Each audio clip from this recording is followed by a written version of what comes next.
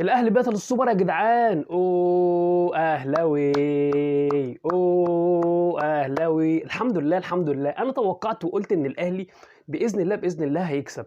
الحمد لله، وتوقعت صح والحمد لله حصل. بغض النظر بقى انا ما قلتش النتيجة كام ولا هنكسب كام، بس الحمد لله ان الاهلي كسب، لان ما ينفعش اصلا ان الاهلي يطلع الموسم كله من غير ولا بطولة يا جماعة، ولا يطلع ولا دوري ولا كاس ولا سوبر ولا حتى بطولة افريقيا. عيب والله، ده برضو النادي الاهلي، يعني لازم نكسب اي بطولة، لازم لازم. الحمد لله الحمد لله. السلام عليكم ورحمة الله وبركاته.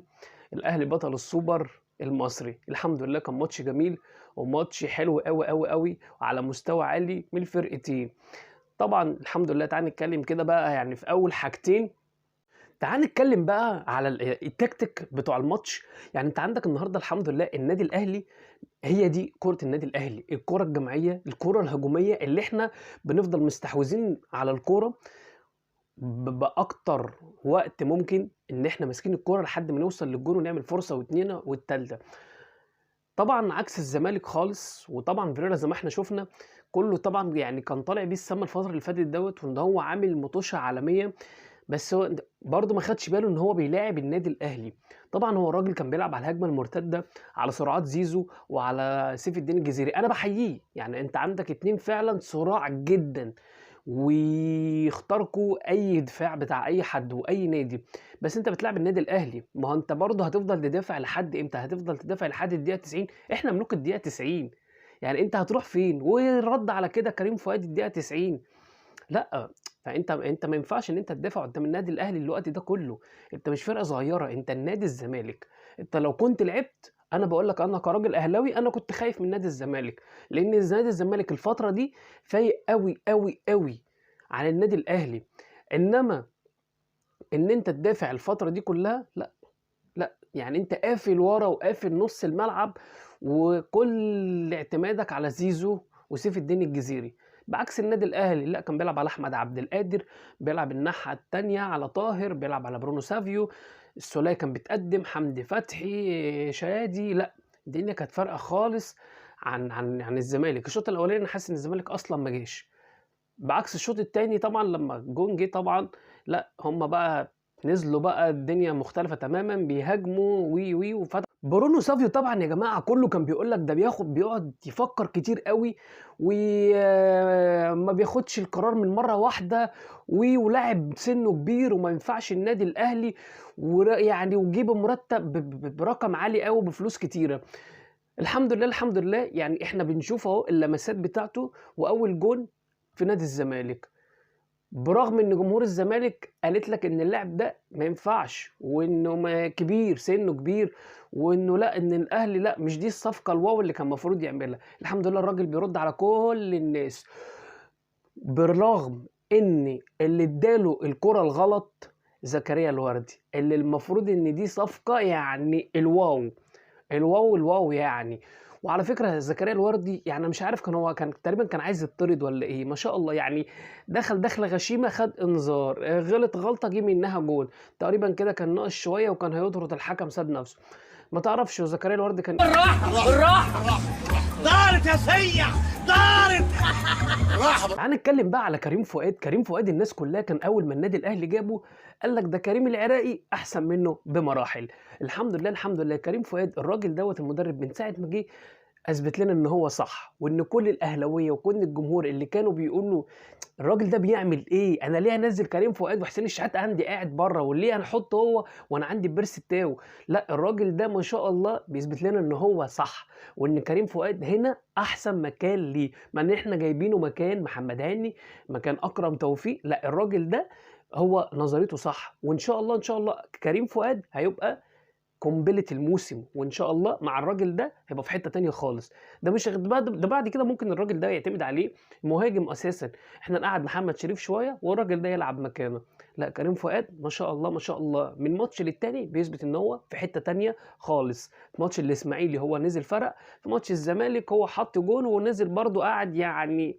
تعال نتكلم بقى على بعد الماتش وتصريح فيريرا الغريب اللي انا ذات نفسي مستغربه قوي. بيقول لك الجون الاولاني بالنسبه لنا هو ده، الماتش خلص كده بالنسبه لنا، انما الجون التاني هو مش محسوب. ليه يا عم فيريرا؟ بيقول لك اصل كان في 2 مدافعين ورا بس والبقيه الفرقه كلها قدام. طب احنا ذنبنا ايه في المشكله دوت ان انت عندك 2 لعيبه ورا بس؟ طب ما تيجي نشوف الجون كده تاني كده ونتفرج عليه. قفشه نتفرج على الفيلم. خطيره خطيره خطيره خطيره خطيره طبعا ده وهوبا. كلام مش منطقي خالص. يعني انت شايف ما شاء الله كام لاعب في قلب البوكس جوه، وطاهر ما شاء الله واخد واحده كده قلب امام عاشور على ظهره. عايزين نطمن على ظهره شويه، نشوفه ايه اللي حصل له فيه، او ان ودوه له الحرفيين كده نرده له على البارد. مش مشكله، الف سلامه عليك يا امام. المهم يا سيدي، طبعا فيريرا بيقول لك احنا كده كده بطل الدوري وبطل الكاس، فاحنا كده كده مش فارق معانا البطوله ديت، او يعني بمعنى صح اللي هو انا كده كده يعني انا واخد البطولتين. هو المفروض اصلا ما لعبش النادي الاهلي، المفروض اللاعب مثلا المركز الثاني في الدوري، او انا واخد البطولتين المفروض ان انا اخد مثلا البطوله ديت. طب ايه المشكله يا عم فيريرا؟ طب انت ما كسبتش ليه؟ يعني انت طالع تقول التصريح دوت بعد الماتش، طبعا ده كله شو احنا عارفينه عشان خاطر طبعا الجمهور يتعاطف معاك ويقول لك صح الراجل ده صح، والمفروض ان كان ايه، ان الماتش ده لا انا واخد دوري وكاس المفروض اخد السوبر عليهم هديه. عارف انت اكنك مثلا بتروح تجيب كيس شيبسي وعليه مصاصه هديه. مش مشكله، ده يا باشا اتحاد كوره هو اللي منزل القوانين ديت وكلنا بنمشي عليها. مش لسه مثلا طالع امبارح قبل انت ما حضرتك تاخد الدوري والكاس. مش مشكله، وهرجع تاني واقول لك والله هي يعني ايه، هي بس الضغوط اللي حصلت ديت الدوري مع كاس افريقيا مع كاس العالم مع 2 دوري مع منتخب مصر هو اللي وقع الاهلي الفتره اللي فاتت ديت. وانا هقول لك ان شاء الله ان شاء الله الفتره اللي جايه ديت هتبقى يعني مش عايز اقول سواد، هتبقى بياض على الكل، هتبقى حمار على الكل. محدش ياخد تاني بطولات ولا اي حاجه، وافتكر مني الكلام دوت لمده كام سنه قدام. انت افرح بس بالدوري والكاس اللي انت خدتهم على قد ما تقدر، انما السوبر خلاص احنا كده كده خدناه النهارده الحمد لله. الساعه جت 12 بالليل، خلص الماتش بالنسبه لنا، البطوله خلصت. بكره بنفكر في البطوله اللي عندنا او الماتش اللي عندنا، هو ده النادي الاهلي. احنا عندنا ما شاء الله الدولاب مليان. انت عندك الدولاب. عايز اتكلم بقى على شيكابالا. يعني انا مش فاهم بصراحه ايه الفكره ان انت لما الجول التاني جه عايز تتخانق مع مين او عايز تتشاكل مع مين؟ هو ليه؟ يعني الماتش ماشي حلو واللعيبه على قد ما كانوا قادرين ان هم محافظين على نفسهم ومحدش بيشد على حد، ليه انت تملي عايز تاخد اللقطه يا كابتن؟ والله انت راجل برنس، وانا قلتها 100 مره ان انت من احسن الناس في مصر. يعني بتلعب ار2 حاجه كده بصراحه، حاجه بلاي ستيشن. انا راجل اهلاوي وبحب اشوف الكره دي منك قوي قوي قوي، ومن نادر جدا لما بنشوفها في الدوري. انت ليه عايز تاخد الشو، تاخد اللقطه مع الجمهور بتاعك؟ ما هو الجمهور كده كده بيحبك، بس مش لازم تطلع الوحش، ما تخليك طلع الحلو. يعني ليه تستفز الجمهور هنا؟ او الجمهور حتى لو هو الجمهور الاهلي بيغلط او ما انت لو انت ما ردتش هو مش هيشتم، هو مش هيغلط، انما انت كل ما ترد ما هو كل ما هيغلط تاني.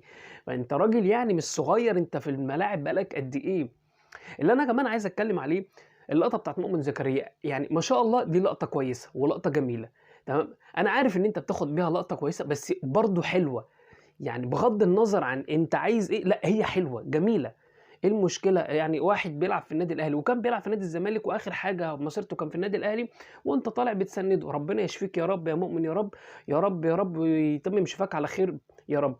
انت طالع يعني دي لقطه جميله، ليه ما تبقاش كده؟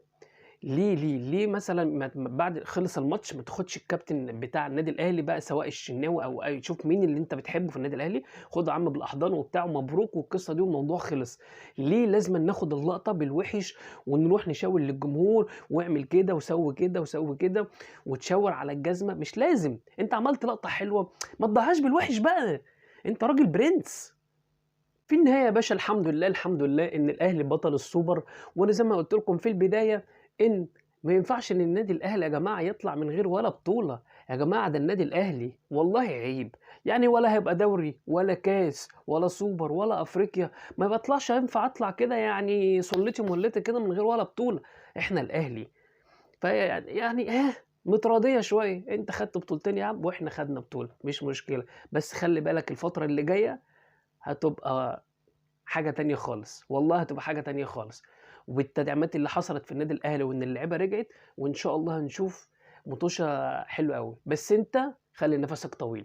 هو ده الفكرة، النفس الطويل. إحنا الحمد لله نفسنا طويل أوي وما بنزهقش ورا فرقتنا، وإن شاء الله، إن شاء الله الفترة الجاية نشوف أحسن من كده من الفرقتين، ونشوف تملي مُطوشة جامدة وحلوة وتطلع تليق باسم مصر. أنا عن نفسي النهارده كنت مستمتع أوي، أوي، أوي، أوي، برغم بقى إن الحكم كان فيه حاجات سلبية كتير أوي وحاجات غريبة، ولو حكم مصري ما كانش عملها النهارده، بس ما علينا مش مشكلة، الحمد لله الماتش خلص وعدّى على خير. ألف، ألف مليون مبروك للنادي الأهلي وhard luck لنادي الزمالك، وكل أصحابي ما يزعلوش، وكل الجماهير النادي الزمالك ما تزعلوش، كده، كده زي ما قُلت لك بطولات رايحة جاية، يعني إحنا مش آخر بطولة، تمام. فالحمد لله أنا قُلت لك مرّة و2 و3 أنت واخد دوري وكاس، أنا واخد سوبر بس، فيعني حاجة حلوة. يالّا مبروك علينا الحمد لله، وhard luck تاني لجمهور نادي الزمالك، وhard luck لنادي الزمالك ذات نفسه، وأشوفكم دايمًا على خير.